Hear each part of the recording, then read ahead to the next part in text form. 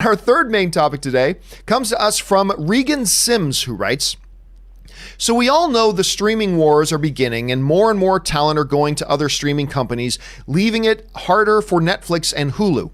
With the new IMDb streaming service being free, do you think Netflix will start a free version on Netflix? And I'm sure companies would love to have their ads reach 150 plus million subscribers. This is an interesting question that's come up a little bit lately because we are now moving into this era of the streaming service.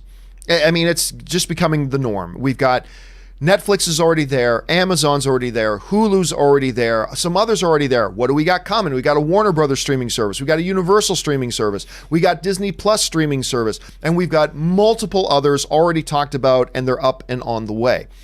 Within those, one of the things we've talked about before, Rob, is that there are a couple of interesting ones here. Number one, Universal has already sort of said that theirs is going to be free and will be ad supported.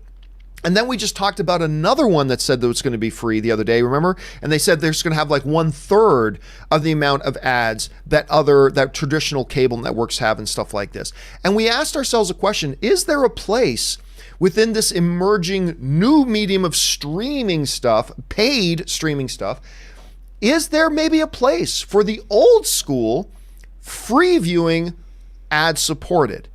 The biggest of all these is Netflix. Right now, they're still the biggest kid on the block, but they have some big guns coming for them right now, Rob. Of course, the biggest and most prominent of those is Disney with Disney Plus, launching with the Mandalorian show, all the Marvel shows you're talking about, a impressive library of Disney catalog material, on and on and on and on, and then all these others as well.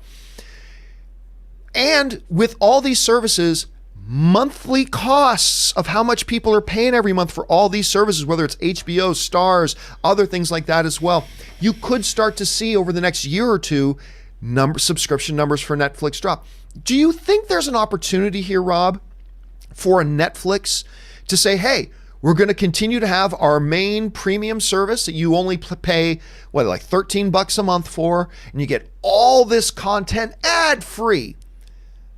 But maybe you can sign up for free and have a level where every hour there's going to be 3 minutes of commercials, or it will become ad supported. Do you think there's a place there for that? Or do you think their model is just so secure they should just stick with what they've got? I think ads suck.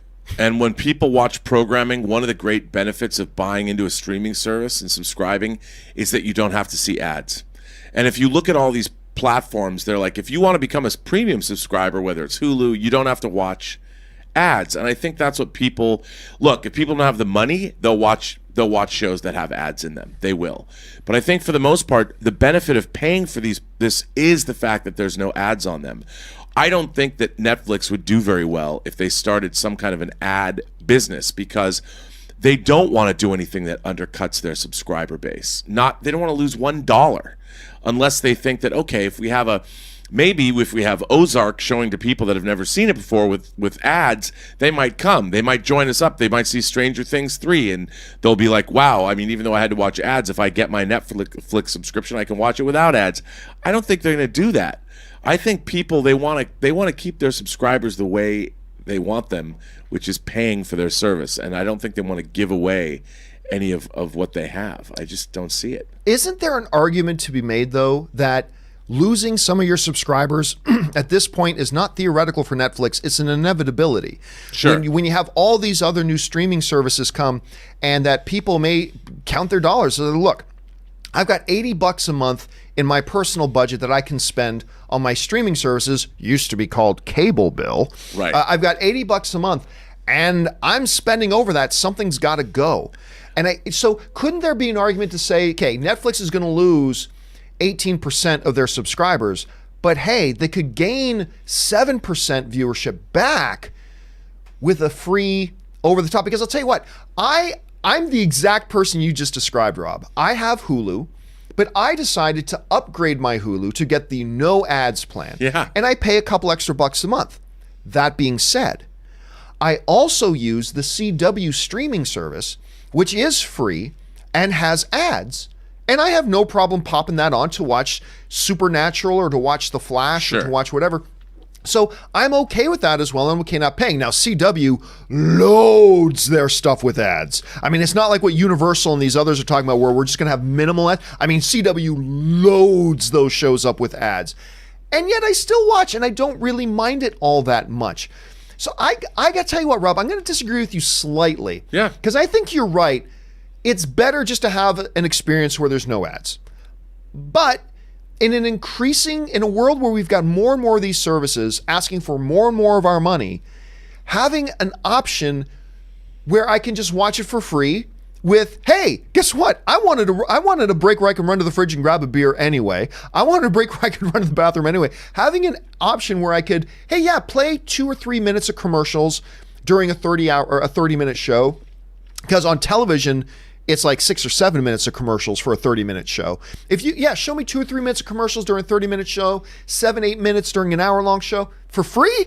Yeah, I'll take it. And I think it might be appealing to some people. I think you might be right about that, but I'll tell you what there's other factors with these ads. Like I do not have ad-free Hulu.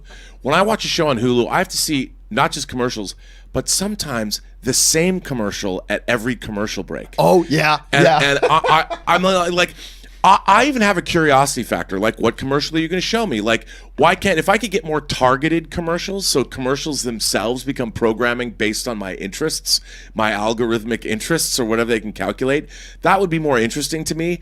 But when I'm watching the same Ford Ram Tough or whatever commercial that maybe it's GMC, I don't even know. See how much your commercials work on me.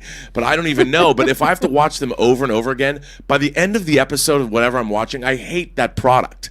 I'm like, why am I watching your commercial 4 times? And I think ultimately, look, what's going to happen with the great streaming wars is that not all of them are going to win. Everybody thinks, well, we can start our streaming service, as if streaming services alone, it's like what happened to comic books in the 90s. Everyone's like, well, we can start a comic company. And all these like Wall Street investors came in and like, we'll give you money to make Broadway comics or whatever you're going to do. And none of them survived because ultimately it comes down to one thing, and that is consistent, great programming. And that's what people tune into. They want Netflix. Whatever you think of Netflix, they keep delivering. It's like every day there's something new on Netflix. And if you're there and you're following Netflix, there's always something new to watch. HBO shows are very prestigious. You know, they don't have any C-list shows really. And especially with the original programming, it's pretty solid. I was looking back through my HBO app going, wow, there's a lot of HBO shows I forgot that I hadn't seen that I'm going to be like, I'm going to watch this. So I think we're going to see it all shake out. I don't think ads are the way to go, though. And if they are, don't make me watch the same ad 4 times in an hour. Dude, that's nothing. That's nothing. I'll trump that, okay? Because I told you I'll watch the CW streaming channel, right? Dude, they will play the same commercial 4 times in a row. Like I'll be saying, like they'll have an ad block with 4 commercials, and it'll say one of 4 commercials, and it's like some Toyota commercial. Hey, a Toyota deal week, blah blah blah blah blah blah blah blah blah, and then it ends. And then as soon as it ends, this week in Toyota deal week, blah blah blah blah blah, and literally like 4 times in a row, the same damn commercial will play, and it's exactly what you just said. By the end of the 4th time, I'm like, I hate Toyota. Right, right, that sort of thing. So, but it gives me a free option to go and watch those shows, and so I do it. So it's true. I do think that within the glowing glut that, as you pointed out, of all these for pay over-the-top streaming services, I do think there's going to be a market for the free ad-supported ones as well. I think there's going to be a place for those. There could be. How big or small of a place, I'm not sure. But anyway, guys, what do you make of all that? Are you, with all these paid streaming services coming, are you open for a couple of them being ad-supported if they've got good content? I don't know. Maybe yes, maybe no. Jump down to the comment section below and let me know your thoughts.